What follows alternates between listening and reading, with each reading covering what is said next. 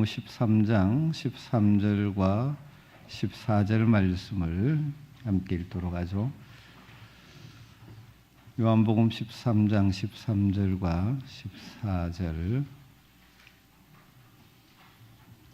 우리 같이 한 목소리로 읽으십시다. 너희가 나를 선생이라 또 주라 하니 너희 말이 옳도다. 내가 그러하다. 내가 주와 또는 선생이 되어 너희 발을 씻었으니 너희도 서로 발을 씻어주는 것이 옳으니라. 아멘. 오후 일꾼 세미나로 모이게 많이 함께해 주셔서 감사합니다.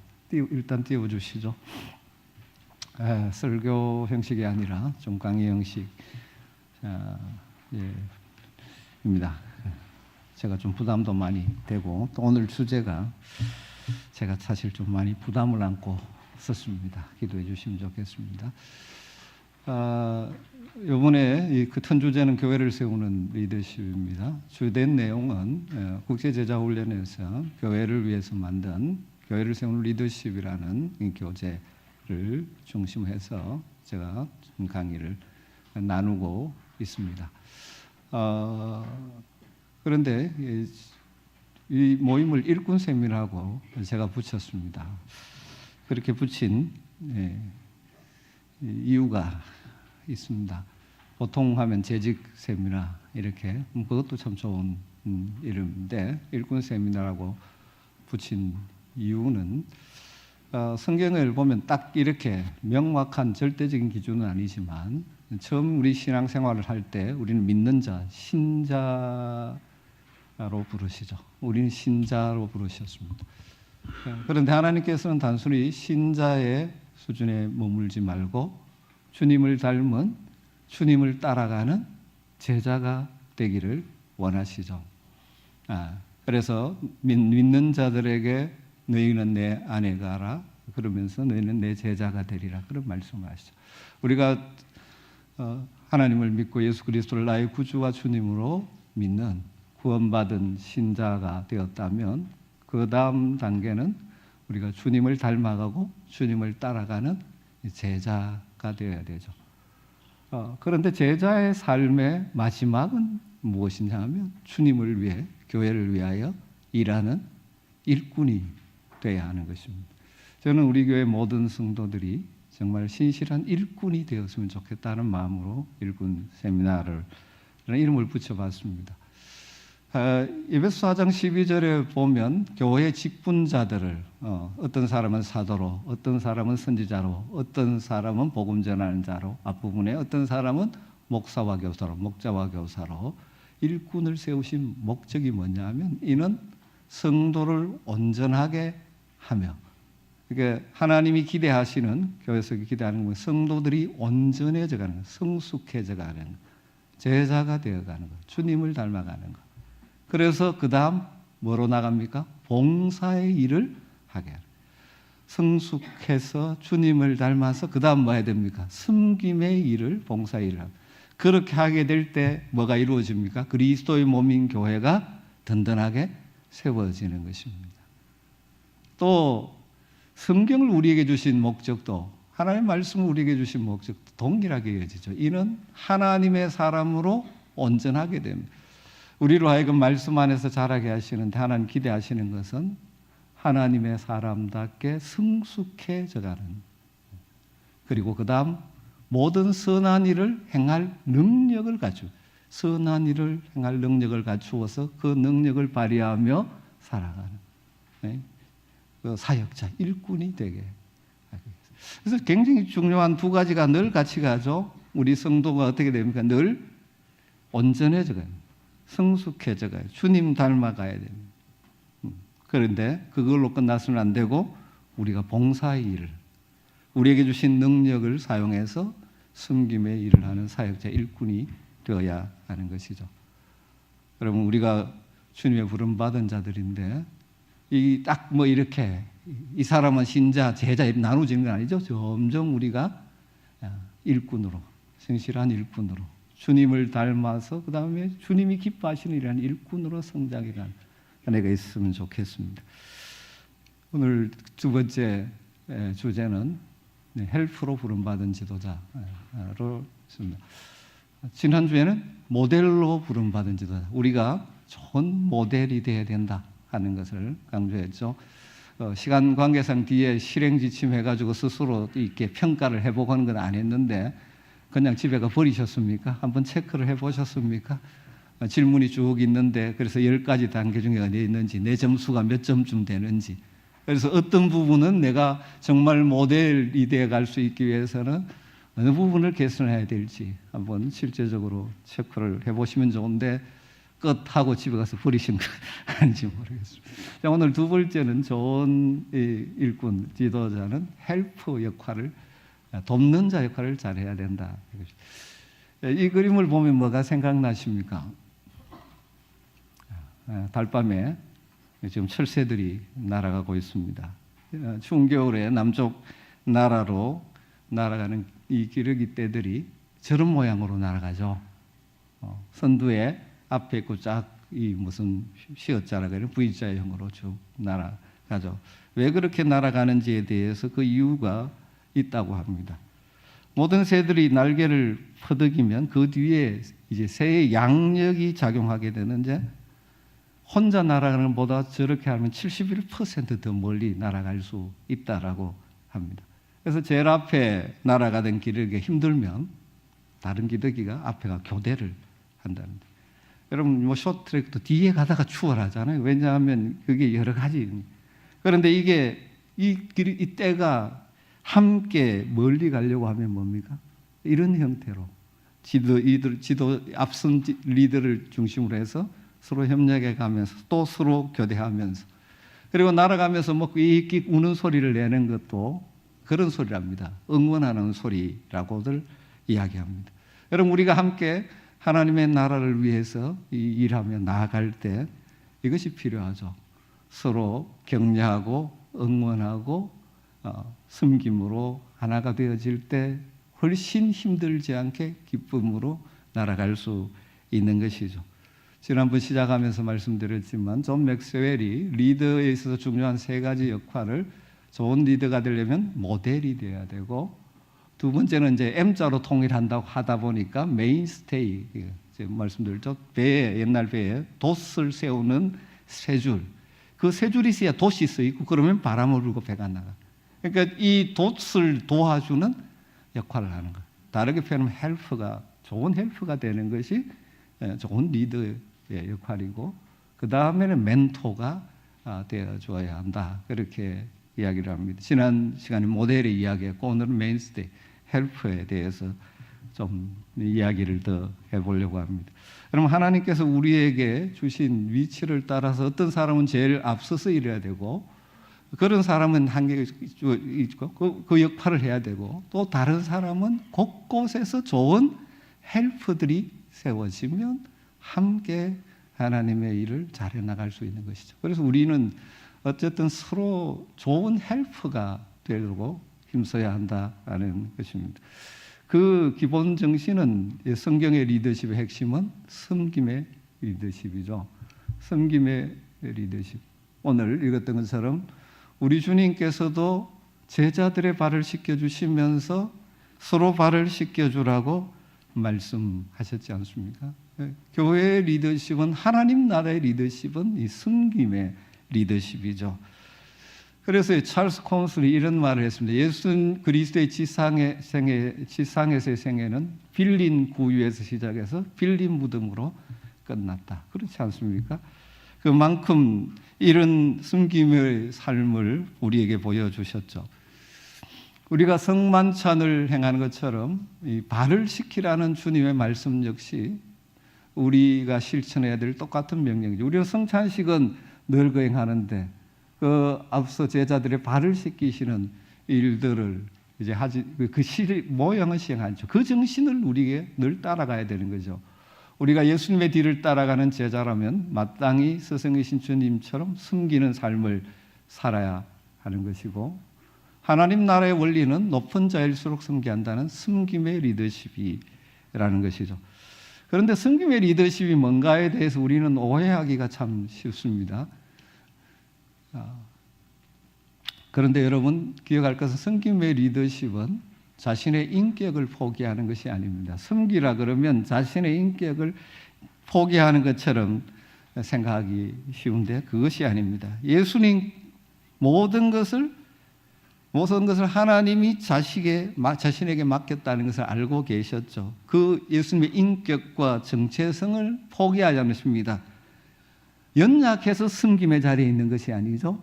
섬김의 정신으로 예수님이 자신의 사명을 이루어 가신 것이죠. 우리가 섬김의 자리에 있다는 것이 바로 그것이 내 정체성을 포기하는 것이 아닙니다. 내가 섬기면 낮아지면 내 정체성이 없어진다는 착각을 하면 안 되는 것이죠. 또 섬김의 리더십은 책임을 포기하는 것이 아닙니다. 그러니까 다스리는 자와 섬기는 자가 같이 되어야 되는 것이죠. 목사의 섬김이 리더십이 섬김의 리더십이라고 해서 제가 신발장 청소하고 마당 쓸고 쓰레기 줍고 그런 것을 하는 것이 아닌 것이죠. 내게 주어진 직분을 섬김의 자세로 감당하는 것입니다. 예수님께서 섬김의 삶을 사셨지만 자신이 감당해야 될 사명은 결코 포기하지 않으셨죠. 섬긴다는 것이 그래서 그 다른 섬김의 대상이 사람들의 뜻대로 산다는 것이 아니라 내 정체성을 의미하며 내 사명을 가지고 살아가는데 자세와 정신은 섬김, 낮아짐으로 감당하는 것이죠. 그래서 섬김으로 이끌고 이끔으로 섬기는 것이 섬김의 리더십이라 그렇게 말합니다. 섬김의 태도로 이끄는 것입니다. 성도를 잘 섬기는 게 목표가 뭘까요? 잘 들어주는 건 기본이지만 그냥 그것만이 아니죠. 뭐 이런 예를 한번 들어볼까요? 좋은 의사가 어떤 의사일까요? 섬김의 자세로 잘 들어주는 것. 요즘은 그런 의사를 참 좋아하죠, 그죠? 옛날에는 좀 권위적이어서 뭐 답도 안 해주고 처방전서가 주고 이랬지만 그러다가는 요즘 병원 망하죠. 그러니까 잘 들어줍니다. 그런데 잘 들어주기는 들어주는데 그 다음 뭡니까? 처방을 제대로 안 하면 그건 아니죠, 그죠? 그래서 섬김으로 이끌고 이끔으로 섬긴다. 저와 같은 목회자의 섬김에 여러분은 또 여러분의 섬김의 영역이 있죠. 저와 같은 목회자의 섬김의 가장 중요한 우선순위 영김은 뭘까요? 말씀과 기도. 사도행전 6장에 있듯이 저는 그것으로 섬기는 것입니다. 여러분들은 여러분의 자리에서 여러분에게 주어진 사명을 감당할 때 주장하는 자세가 아니라 섬김의 자세로 감당하셔야 되는 것이죠. 그게 성숙한 주님이 기대하시는 것입니다. 그래서 이런 말이 있습니다. 다른 사람의 발을 씻기려고 한다면 물의 온도에 신경을 써야 한다. 씻긴다 하면서 오히려 괴롭게 만드는 경우도 있죠. 다른 그 사람을 배려하지 않고 섬김의 자세가 아닌 것으로 할 때. 그래서 의인 루츠가 이런 말을 했습니다. 위대해지기 위해서 섬기지 말라. 섬김 자체가 위대하다.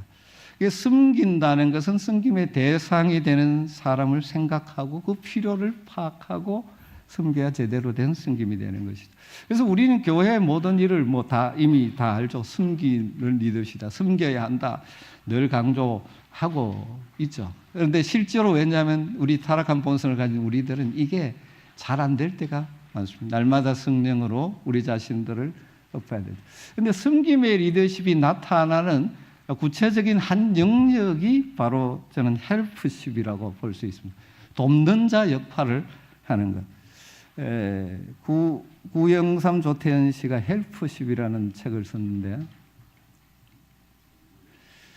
이런 글이 있습니다. 그대로 읽어볼게요. 제1 바이올린보다 제2 바이올린을 뽑는 것이 더 어렵다. 가장 좋은 연주를 하기 위해서는 제2 바이올린의 능력이 제1 바이올린을 받쳐줄 만큼 필요하고 무엇보다도 실력이 비슷한 제2 바이올린 연주자가 제1 바이올린을 받쳐줄 수 있는 겸손이 있어야 하기 때문이다.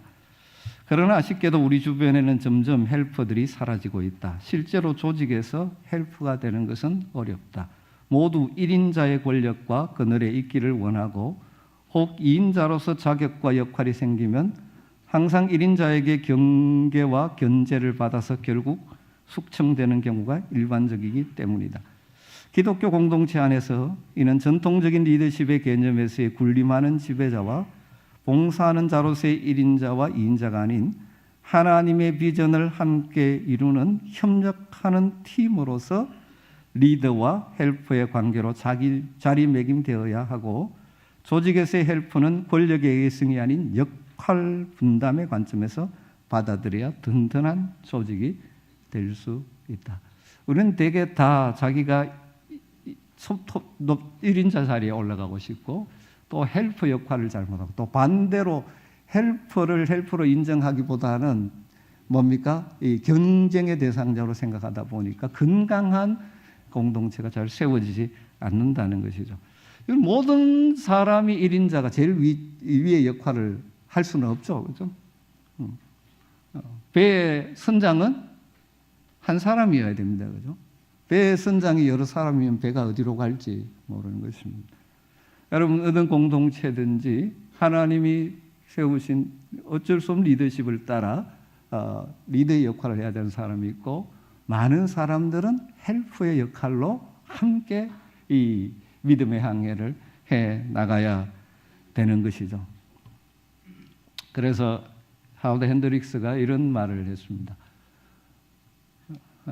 제가 이거 읽는 걸 다 아직도 안 넘겼는데 오래간만에 이런 걸 해봐서. 만일 하나님께서 원하신다면 기꺼이 당신은 짐 가방을 들어주는 사람이 될 용의가 있는가? 하나님의 목적을 성취하기 위해서라면 무대에서 물러나 막 뒤에서 일할 용의가 있느냐? 하나님은 더 이상 별을 찾고 계시지 않는다. 그분은 종을 찾고 계신다. 여러분은 이 물음 앞에 어떤 답을 할 수 있을 것 같습니까? 여러분, 하나님은 스타를 원하지 않으십니다. 우리가 종이 되기를 원하십니다.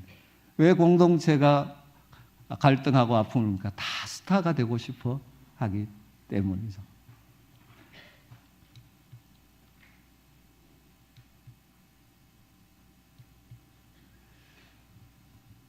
나는 당신이 얼마나 많은 재능을 가지고 있는지는 모르지만 내가 아는 것은 겸손히 결연된 재능은 운전대를 잡고 있는 주정뱅이와 같다는 것이다. 겸손이 없는 재능은 음주운전하는 것 같다. 그것은 발생을 기다리는 사고이다.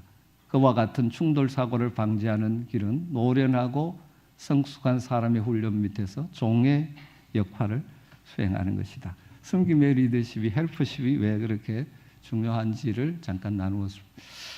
그 다음 부분을 제가 이걸 강의하려니까 정말 부담이 되고 있습니다. 다른 교회 가서는 제가 자신 있게 할 수 있는데 우리 교회에서는 하려니까 굉장히 부담됩니다.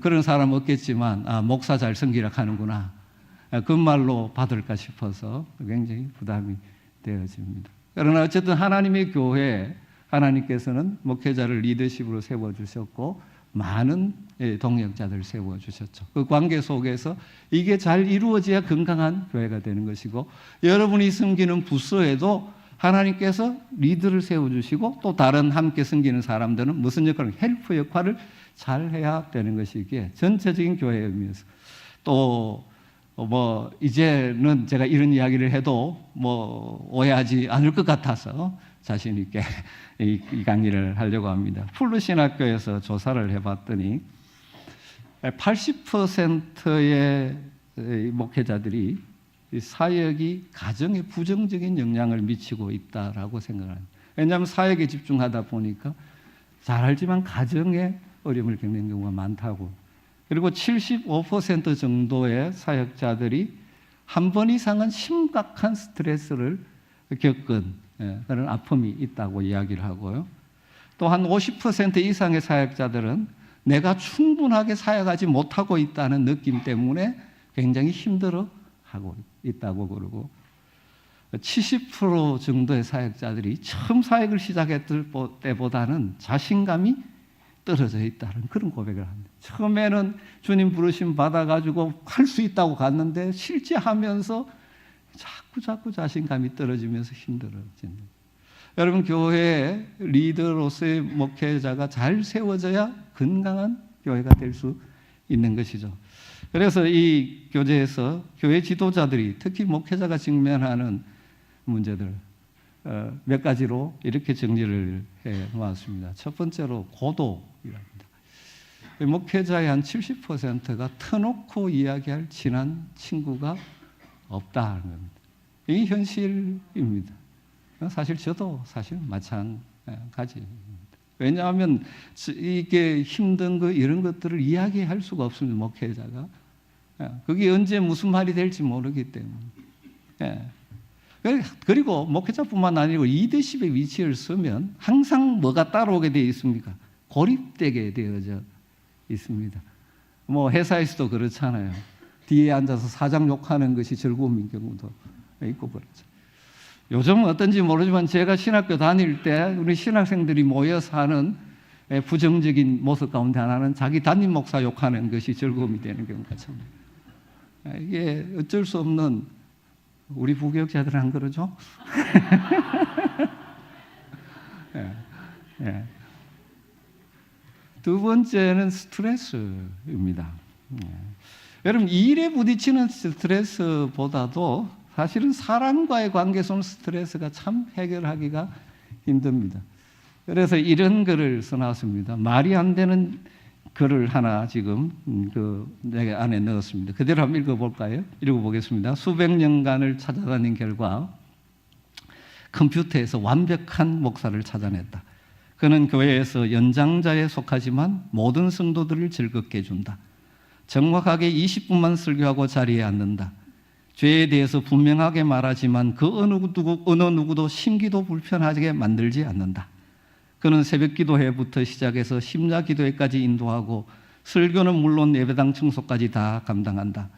사례비로 받은 돈은 모두 다시 교회에 헌금한다. 최신식 승용차를 타고 다니며 목회에 필요한 도서 구입을 위해서 많은 돈을 사용하고 언제나 깔끔하고 멋진 옷을 입고 자녀들은 사람들의 부러움을 살 만큼 잘 자라준다. 늘 선한 사업에 아낌없이 기부하고 지나가다가 들리는 거지를 빈손으로 돌려보낸 적이 없다. 그의 나이는 36이지만 40년의 설교 경력을 가지고 있고 그는 작은 사람들이 볼 때는 키가 큰 편이고 마른 사람들이 볼 때는 살찐 편이고 아주 잘생겼다. 그는 청소년들을 향한 뜨거운 열정이 있으면서도 대부분의 시간을 노인들과 함께 보낸다. 그는 진지하면서도 유머를 잘 구사하고 사람들을 똑바로 보지만 항상 웃음을 잃지 않는다. 하루에 15가정씩 교인들을 신방하며 불신자들에게 복음을 전하는데 모든 시간을 보내며 목사를 만나기를 원하는 교인들은 언제나 서재에 가면 만날 수 있다. 불행스럽게도 그는 자신을 돌볼 틈 없이 32살에 세상을 떠났다. 이 무슨 말 이야기 같습니까? 교인들이 기대하는 목회자, 이게 어떻게 보면 말이 안 되는 이야기 같은데 그것을 기대하는 겁니다. 한 사람이 그런 것이 아니고 여러 사람이 모여있기 때문에 이 사람은 이렇게 되기를 원하고 저 사람은 이렇게 되기를 원하고 그러니까 거기에 맞추려고 할 때 이 스트레스들을 많이 받는다는 거죠. 실제 목사님들이 이런 경우가 참 많이 있습니다. 이 스트레스가 가져다 주는 이게 병이 참 많죠. 제 정말 사랑하는 친구도 목회의 스트레스 때문에 아주 힘든 일을 겪다가 목회를 그만두고 나 3개월 만에 깨끗이 회복되는 것을 본 적이 있어요. 네. 여러분, 그러니까 이런 부분이 있을 수 있다는 것. 그 다음에 세 번째로 목회자들이 또 탑 리더들이 많이 겪는 것이 무력감. 10명 중 9명의 목회자들이 한 번씩 무력감을 경험하고 있다고 그래요. 왜 그럴까요? 사역을 하다가 계획대로 안 되는 일들이 참 많잖아요. 최선을 다했는데 열매가 없습니다. 이것이 이제 무력감에 빠지게 하죠. 목회자도 그렇고 여러분 특별히 선교사님들을 위해서 기도해 주실 때 이 부분을 위해서 많이 기도해 주세요. 정말 그 척박한 현실 속에서 힘있게 했는데 눈에 보이는 열매가 없기 때문에 무력감에 주저앉아 있을 때가 참 많이. 넘어가 봤네. 그 다음 이제 우울증 있죠. 엘리야 신드롬이라고 영적 전쟁에 승리한 후에 로뎀나무 아래서 지금 내 생명을 거두어 주소서 하는 것이 엘리야였습니다. 그럴 수가 있는 것이죠. 어떻게 보면 하나님 앞에서 평안을 누리고 제일 평안을 누려야 될 목사가 이 우울증을 한다는 것이 말이 안 되는데 실제로 목사님이나 사모님 가운데 우울증으로 고생하는 분들이 참 많습니다. 말할 수도 없죠. 그러면 목사가 영성이 없다라고 또 비난받을 수 있기 때문에 심각한 스트레스나 상황 때문에 그런 일들이 일어날 수 있죠. 그리고 어떤 의미에서 영적 전쟁의 최일선에 서 있는 것이 사역자들입니다. 여러분, 사탄이 교회를 무너뜨리려고 할 때 제일 효과적인 방법은 뭘까요? 목사 한 사람 무너뜨리면 교회가 무너지는 것은 쉽습니다. 그렇기 때문에 늘 영적 전쟁의 최전선에 서 있는 것이죠. 이게 뭡니까? 넌센스 퀴즈처럼 그런 퀴즈를 해보자. 목회자 사모님들이 가장 잘 추는 춤이 뭔지 아십니까? 엉거주 춤이랍니다. 이 사람은 이라라 하고 저 사람은 저라라 하고 그리고 중간에서 엉거주 춤. 일하면 욕먹을 갖고 우리 사모도 자주는 아닌데 가끔은 추는 것 같아요. 이건 하나의 그냥 예들로 죽기. 그러니까 쉽게 말하면 리더십을 위해서는 좋은 헬프십이 이루어지기 위해서는 여러분 좀 잘 도와주셔야 됩니다. 그렇잖아요. 사도 바울 같은 경우도 그를 돕는 헬퍼들이 참 많았습니다. 내가 자꾸 엉뚱한 데로 돌리고 있습니다. 사도 바울도 좋은 헬퍼들이 있었기 때문에 그가 끝까지 사역을 성공할 수 있었다고 볼 수 있죠. 그를 돕는 많은 사람들이 있었죠. 아나니아 처음 그의 눈을 뜨게 해준, 그리고 그에게 사명을 확신시켜준 아나니아가 있었기 때문에 출발할 수 있었죠. 잘 아는 바나바, 예루살렘 교회 사도들이 아무도 바울을 만나주려고 하지 않을 때 중간에서 바울을 도와줬기 때문에, 그리고 동력자가 되어줬기 때문에 위대한 바울 사도가 있었죠. 늘 함께 동력해주는 실라, 그리고 의사 누가, 따라다니면서 바울의 건강을 챙겨줬던 의사 누가, 그리고 브리스가 아굴라와 같은 직종을 가진 천막을 하면서 바울을 돕는 그런 사람들, 그 외에 성경에 다양한 바울의 동력자가 헬프들이 있었죠. 여러분, 구약에 보면 모세에게 좋은 헬퍼가 있었죠. 르비딤에서 전투를 할 때 손을 들면 전쟁에 이기고 손이 내려가면 지니까 아론과 훌이 손을 받쳐주는 헬퍼가 있어서 영적 전쟁에 승리할 수 있었죠. 여러분, 그래서 좋은 헬퍼들이 많을수록 그 공동체는 힘있게 사역할 수 있는 것이죠. 그럼 어떻게 하면 해주시면 좋겠습니까? 목회자를 돕는 7가지 방법, 여러분 위해서 기도해 주시기를 바랍니다. 최고의 돕는 것은 여러분들의 기도입니다. 사실 목회자들은 기도를 먹고 삽니다. 두 번째, 목회자 열정과 비전을 이해해 주시는 것이죠. 교회를 통해 이루고자 하는 하나님의 비전, 하나님 앞에 기도하면서 목회 길을 가면서 나름대로 하나님 나라의 비전을 가지고 목회를 합니다. 그 목회자의 비전을 이해해주고 함께 동참해 줄 때 그것이 도와주는 것이죠. 목회자는 이렇게 하자고 하는데 그게 아니라고 이렇게 하자고 이야기하면 일이 진행되지 않는 것이죠. 그다음 목회자에게 정보와 지혜를 제공하는 것도 필요합니다. 필요한 여러 가지 좋은 것들이 있으면 제공하는 것이죠.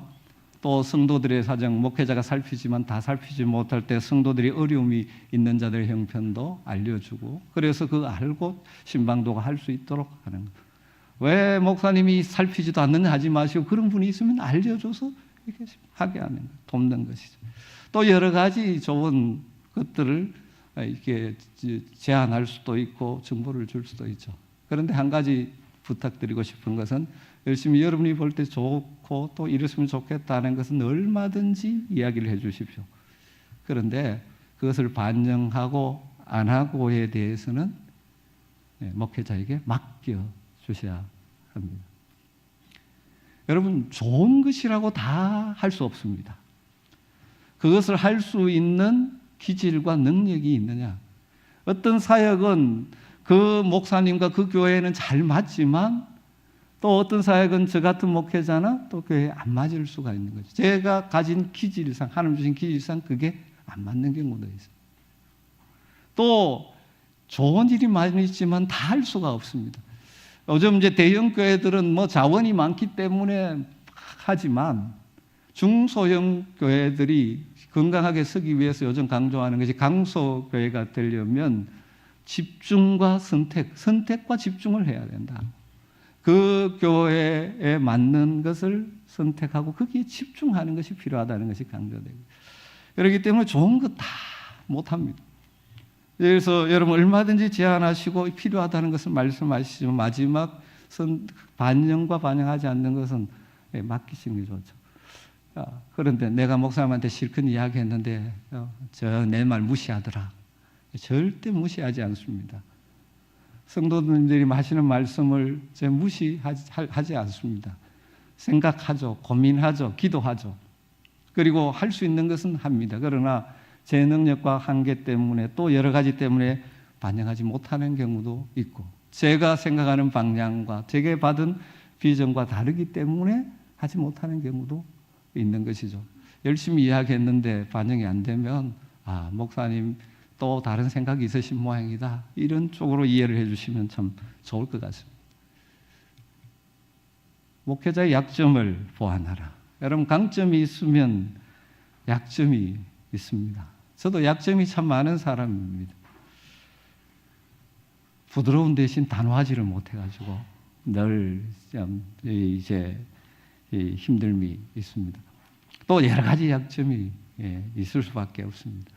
그런데 여러분, 그 약점만을 바라보면 앞으로 나갈 수가 없습니다. 더 좋은 것은 항상 여러분의 삶도 마찬가지입니다. 약점이 어느 정도 보완할 필요가 있지만 여러분의 강점을 극대화시켜야만 여러분의 삶에 훨씬 더 열매가 모일 수 있는 것이죠.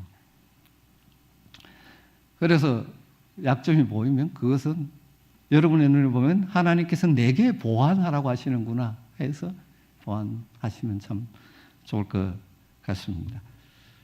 그 다음, 목회자와 함께 성장하라.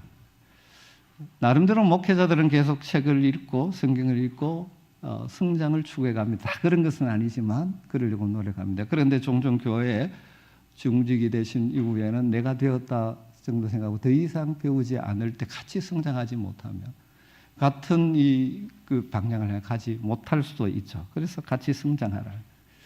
그리고 목회자를 지지하라. 우리 사람들이 다양한 사람이 있고 신앙이 약한 자도 있고 해서 교회 안에 별별 말이 다 돌 수 있습니다. 그때 여러분 가급적이면 목회자를 대변하고 지지해 줄 필요가 있습니다. 그런 이야기 있어. 근데 목사님 뭔가 다른 또 생각도 있지 않겠어? 그런 그 부정적인 이야기하면 그렇지. 내가 나도 보이 그렇더라 하고 이렇게 확산시키죠. 그다음, 목회자의 친구가 되어주라. 사실은 완전한 친구는 될 수가 잘 없는 것 같아요. 그렇지만 그렇게 마음 놓고 이야기할 수 있는 친구가 돼요. 사실은 이 부분은 부담이 되면서도 이 강의를 준비하면서 저에게는 참 감사였습니다. 왜냐하면 제가 24년째 하고 있으면서 병들지 않고 건강하게 할 수 있다는 것은 첫 번째 하나님의 은혜고, 두 번째 여러분 우리 장로님들 비롯한 우리 성도님들이 저를 잘 이해해 주시고 도와주셨기 때문이다. 그래서 정말 감사한 마음과 더불어 저도 언젠가는 이제 사역을 마쳐야 되니까 이제 이 강의를 하는 어떤 주 목적은 다음 계속해서 우리 교회가 건강한 교회로 세워가기 위해서는 여러분들이 좋은 목회자의 헬프들이 되어 주시기, 그것을 또 한번 부탁드리고 싶은 마음도 있고 해서 오늘 이 강의를 하고 있습니다. 자, 결론적으로 우리가 이 좋은 헬퍼가 되어서 뭘 이루어야 됩니까? 좋은 팀을 이루어서 함께 하나님을 섬기고 교회를 섬겨야 됩니다. 그래서 표현을 드림팀이 드림팀을 이루어서 우리 교회가 모든 이 사역 팀들이 정말 드림팀들이 되면 좋을 것 같아요. 제일 앞에 세워진 리더를 비롯해서 함께하는 사역들이, 우리 사역팀들이 많지 않습니까? 기도 사역팀, 또 다양한 사역팀들이 이 일을 할 때 정말 세워진 리더십과 좋은 이 헬퍼들이 있어서 정말 아름다운 팀이 되어서 사역을 해가면 참 좋을 것 같습니다. 여러분, 드림팀을 함께 이루려면 중요한 것이 첫 번째 서로 돌아봐야 합니다. 성공적인 팀 사역의 기초는 관계입니다. 관계. 여러분, 우리가 성공적인 정말 팀을 이루어 교회를 세워가야 하지 않을까요? 그때 제일 중요한 것은 일을 어떻게 이루느냐가 우선이 아니고 제일 먼저 관계가 제일 우선이라는 것을 기억하셔야 됩니다.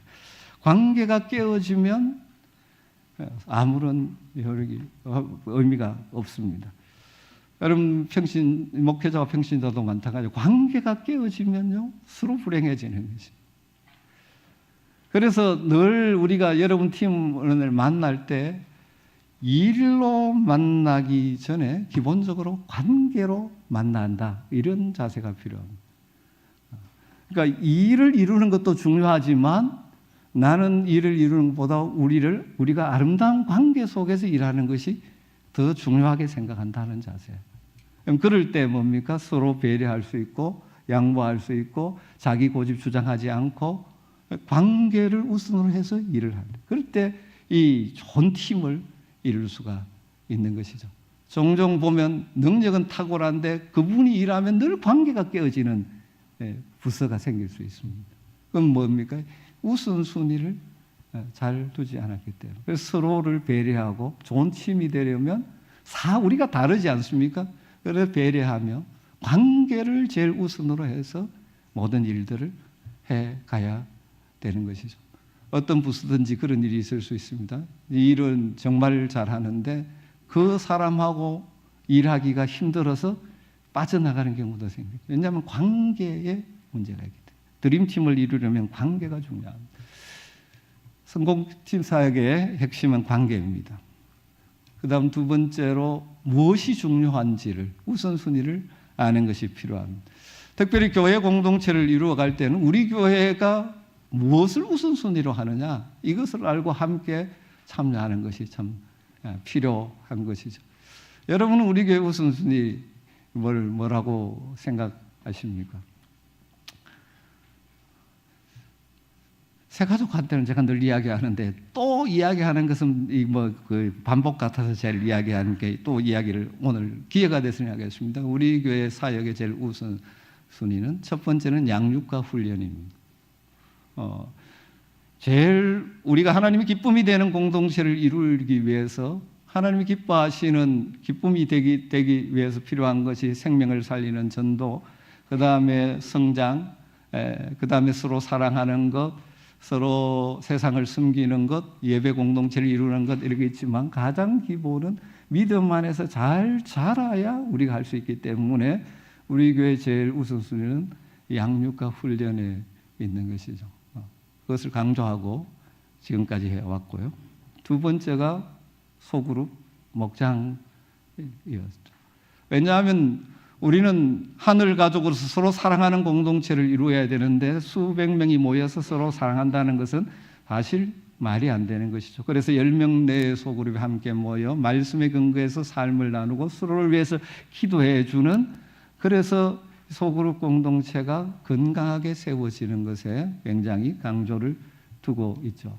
그리고 또 제가 자주 강조하는 것은 자원에서 기쁨으로 사역하는 교회를 이루는, 물론 교회가 임명할 수도 있고 또 배치할 수도 있지만 가장 성경적으로 바람직한 것은 자신의 은사와 재능을 따라 자원에서 기쁨으로 섬기는 교회가 되는 것.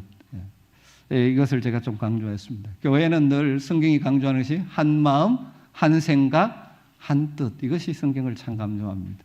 종종 그런 이야기를 하면 그런 사람이 있습니다. 교회가 공성당이니까 다 한 뜻이 돼야 되나 그러는데 성경은 그렇습니다. 늘 한 마음을 품으라고. 그 다음 중요한 것은 이 건강한 팀, 드림팀을 이루려면 함께 자라가야 합니다.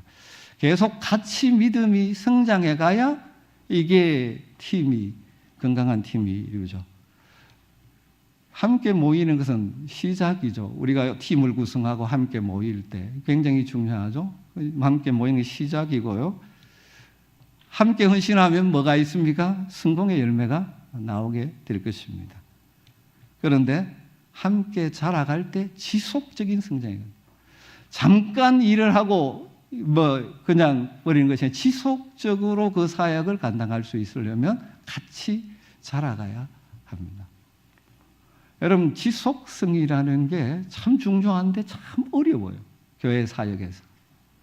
한 1년 한두 번은 정말 잘할 수 있습니다. 그런데 지속해서 그 일을 하는 것은 참 쉽지 않을 때가 참 많습니다. 그런데 그러기 위해서는 같이 팀원들이 믿음 안에서 같이 기도하면서 같이 성장해가며, 예를 들어 그 팀 어떤 영역을 맡았으면 같이 그것을 고민하고 기도하면서 그 영역을 키워가면 지속적으로 갈 수가 있는 것이죠. 그 다음 적절한 팀을 이루라. 적절한 팀. 그러니까 각자가 잘하는 것, 잘 못하는 게 있습니다. 약한 부분이 있습니다. 그래서 팀원들이 모였을 때 각자가 잘하는 부분들, 그래서 서로에게 그것이 영향이 주고받으면서 같이 성장하는 것이죠. 그러니까 못하는 것을 하라고 하면 안 되죠. 여러분이 모임 어떤 팀을 이루었더라도 그 사람이 잘할 수 있는 영역을 나누어서 하는 것이 굉장히 필요한 것이죠. 그것을 이제 함께 생각하면서 집사님은 우리 팀 일을 할 때 이것이 집사님이 더 잘할 수 있겠군요 하면서 서로 이걸 잘 나누는 것이, 적절한 팀을 이루는 것이 필요하죠. 안 읽고 넘어갔네. 함께 자라면 지지대 도약대가 되지만 함께 자라지 못할 때는 거침돌 장애물이 된다, 그런 말이 있고요. 적절한 팀을 이루라. 그 다음 중요한 것은 개인의 권리를 공동체 이익 아래 두라. 좋은 드림팀이 되려면 다 권리들이 있지만 공동체 유익이 뭐냐, 그 밑에 둘 줄 알아야 된다는 거예요. 바울 사도가 모든 것이 가나 유익한 것이 아니다라고 말씀하죠. 교회를 이루고 함께 섬길 때 각자 권리가 있습니다. 그러나 전체 공동체 유익, 그 앞에 그것을 내려놓을 수 있어야 되죠. 그리고 또 하나 중요한 것은 각자의 개인이 특별한 역할을 감당하라. 다르게 표현하면 적재적소 가진 은사대로, 이 원리를 늘 생각하셔야 됩니다. 그 사람이 일할 수 있는 가장 적절한 장소에 어진 은사대로, 성경이 강조하는 데는 은사대로잖아요. 리고렌 목사님이 이 부분을 이렇게 이야기했죠. 우리가 하나님을 섬기고 교회를 섬길 때 내 모습대로 섬기라. 영어로 shape, 내 모습대로 섬기라. 그것이 정말 효과적이고 기쁨으로 지속할 수 있다라고 이야기하죠. 이 shape는 영어의 첫 글자를 탄 것입니다. 첫 번째는 spiritual gift, 영적 은사, 내게 있는 영적 은사가 무엇인가. 두 번째가 heart, 열정, 내 열정이 가는 곳이 무엇인가. 그곳에서 섬겨야 돼요. 여러분 가운데는 어린애들 보면 가슴이 뜨거워지는 사람이 있으면 그 어린애 섬겨야 되는 것입니다. 청소년의 가슴이 뜨거워지면 청소년을 섬겨야 됩니다. 교회가 어쩔 수 없기 때문에 때로는 순환을 해야 되지만 기본적으로는 자기 모습대로 섬길 때 기쁨으로 힘있게 섬길 수 있습니다. 자기가 관심 있는 영역에 하나님이 그 열정을 누가 주신 궁금증? 하나님이 주신 마음. 연세 드신 어르신에게 관심이 있으면 그쪽 영역에 섬깁니다.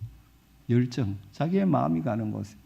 다음 세 번째가 ability입니다. 하나님 주신 능력들이 다 다릅니다. 내 능력대로 섬겨야 되는 겁니다. 능력이 같지 않습니다. 여러분 찬양하는 사역이 보기 좋다고 해가지고 음을 다스리는 사람이 앞에 마이크를 잡으면 안 되는 것입니다. 능력이 안 돼요. 이제 왜 이야기를 하느냐면 옛날에 제가 섬겼던 교회 청년 하나가 열정이 막 넘치는데 음을 다스리는 형제였습니다. 그런데 마이크를 잡고 찬양 사역을 하겠다고 말려도 자꾸 앞에 서는 청년. 자신도 괴롭고 다른 사람도 괴롭히는 겁니다. 여러분 주신 능력이 있습니다. 그 능력대로. 그래서 다른 사람을 볼 때도 나는 그 능력이 사는데 왜 저 사람은 못하느냐. 왜냐하면 하나님 그 능력을 그분에게 안 주셨기 때문일 때가 많습니다. 내게 주신 능력대로 비교 없이 섬기면 되는 것입니다. 내 모습. 그 다음에 퍼스널리티, 개성, 기질. 사람마다 기질이 다 다르죠. 요즘 뭐 젊은 사람들은 뭐죠? 저는 지금 잘 구미도 많이 있잖아요. 뭐 내자 이렇게 영어 들어가가지고 뭐가 뭐다 MBTI 그리고 9세대 사람이 되고 MBTI도 한다고 그러고 여러분 그 기질이 있습니다. 그 기질에 맞게 생기면 되는 것입니다. 기질이 안 맞으면 힘듭니다. 그러면 지속하지 못합니다. 그건 기질은 여러 가지로 나누죠. 가장 기본적으로 외향적이냐, 내향적이냐, 또 뭡니까, 이렇게 막 앞으로 밀고 가는, 사람이냐, 아니면 두드리고 가는 사람이냐, 이게 다 다르잖아요. 신중형이냐. 여러분 다 다릅니다. 거기에 맞게 생기면 되고, 또 이 말은 뭡니까? 서로 우리가 그렇게 인정해주고 같이 섬겨야 되는 것이죠. 나는 이래 하는데 니는 안 하고가 아니고 서로 다름을 인정해주면 섬기는 것이죠. 그 다음에 경험. 하나님께서 지금까지 우리로 하여금 다양한 경험을 하게 하셨습니다. 여러분 이 경험들은 이 경험을 사용해서 하나님을 섬기고 교회를 섬기고 세상을 섬기라고 주신 것입니다. 여러분 심지어 우리의 고통스러운 경험마저도 하나님이 잘 사용하실 수 있습니다. 여러분 그래서 성경에서 그런 표현을 하죠. 내가 받은 위로로 위로한다. 사도 바울이 고린도서 1장에서 그런 이야기. 수많은 고통과 아픔을 겪었는데 하나님의 위로를 경험했기 때문에 내가 그 위로로 다른 사람을 위로할 수, 내가 그런 아픔을 겪었기에 그런 사람들을 도울 수 있는 것이죠. 쉽게 말하면 우리 교회도 그런 분들이 있습니다만 암을 한번 경험했던 분이 암 환자에 대해서 더 관심을 더 잘 도울 수가 있습니다.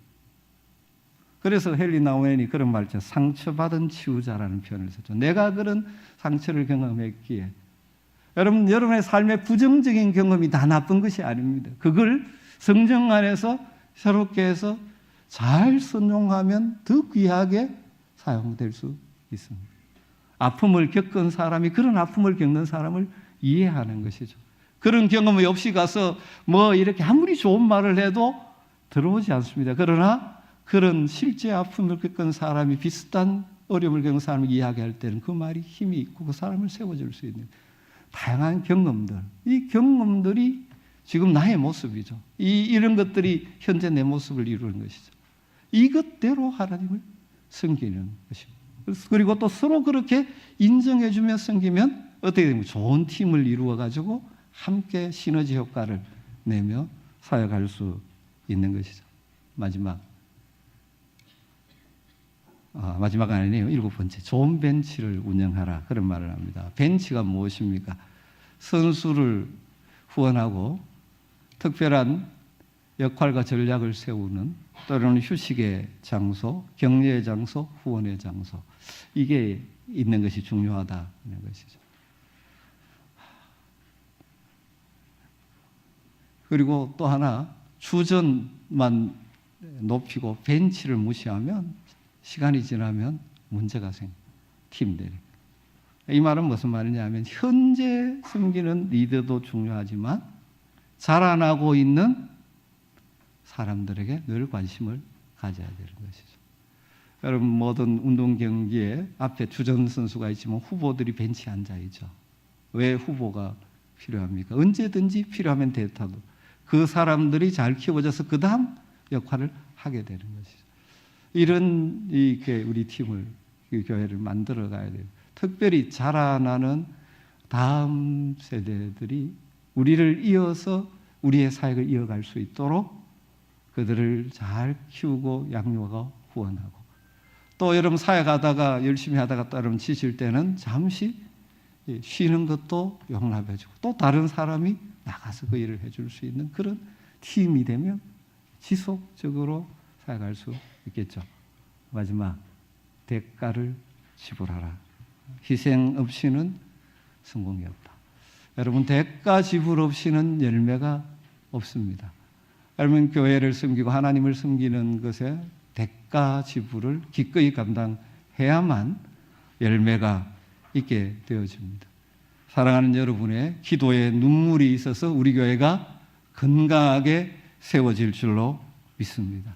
여러분이 시간을 드리고 여러분이 물질을 드리고 여러분이 몸을 드리는 희생이 있기 때문에 지금까지 교회가 왔고, 또 여러분의 그런 희생을 통해서 앞으로도 교회가 건강하게 세워져 갈 것입니다. 희생 없이 무엇을 기대하지 마십시오. 나는 희생하지 않고 다른 사람이 뭐 해주기만을 기대하면 그런 공동체는 얼마 지나지 않으면 무너질 수밖에 없습니다.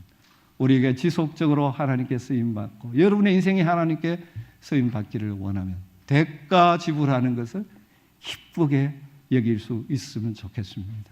기도의 눈물을 여러분이 쏟으시고 여러분의 시간 내어놓으시고 여러분 물질도 들으시고 여러분이 몸으로 섬기는 일에도 대가를 지불하므로 여러분의 희생 때문에 또 교회가 든든히 쓰고 하나님 나라가 확장되어지고 하나님이 영광 받으시는 그런 은혜가 있게 되기를 주님으로 축원합니다.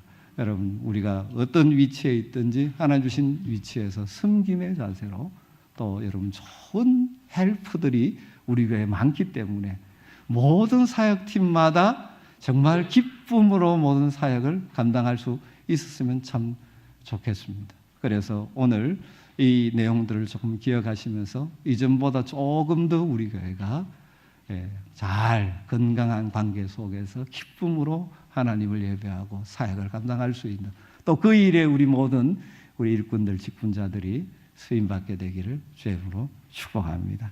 한번 기도하고 마무리하면 좋겠습니다. 여러분, 오늘 이 강의를 통해서 무엇이 여러분의 마음에 다가오십니까? 여러분 무엇을 기도하기를 원하십니까?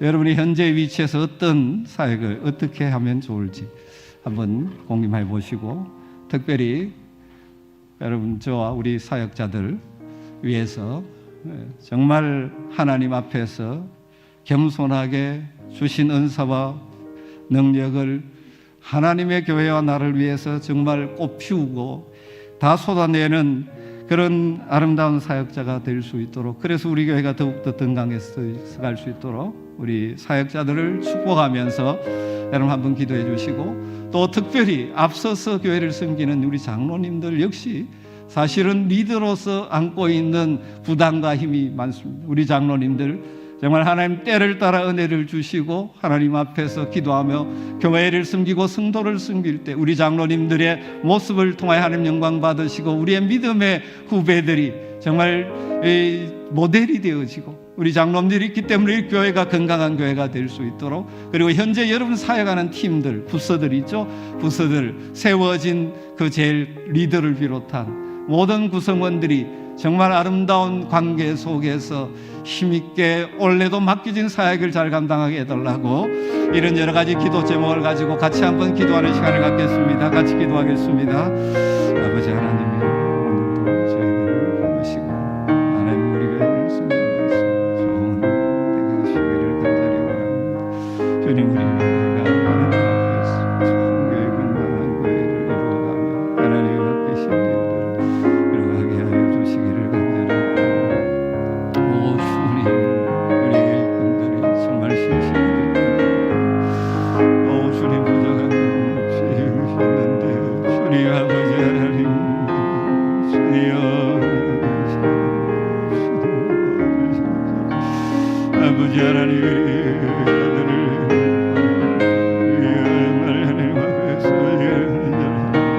주의 능력을 위해 주님을 해주시기를 간절히 원합니다. 주님 하나님의 아버지 하나님이여,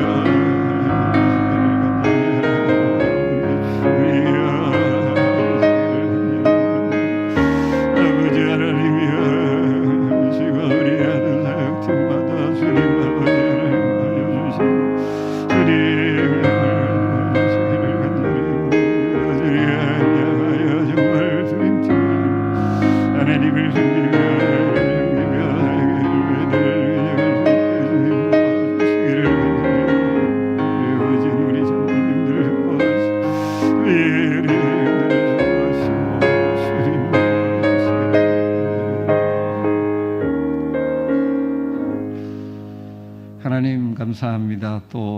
우리가 좀 더 잘 숨기고 또 우리 교회가 더 건강한 하나님 보시기에 아름다운 교회가 되기를 소망하면서 이 시간 여러 가지 말씀들을 나누었습니다. 주님, 우리 모두가 하나님 앞에서 신실한 제자, 신실한 일꾼들 되게 하여 주시옵소서.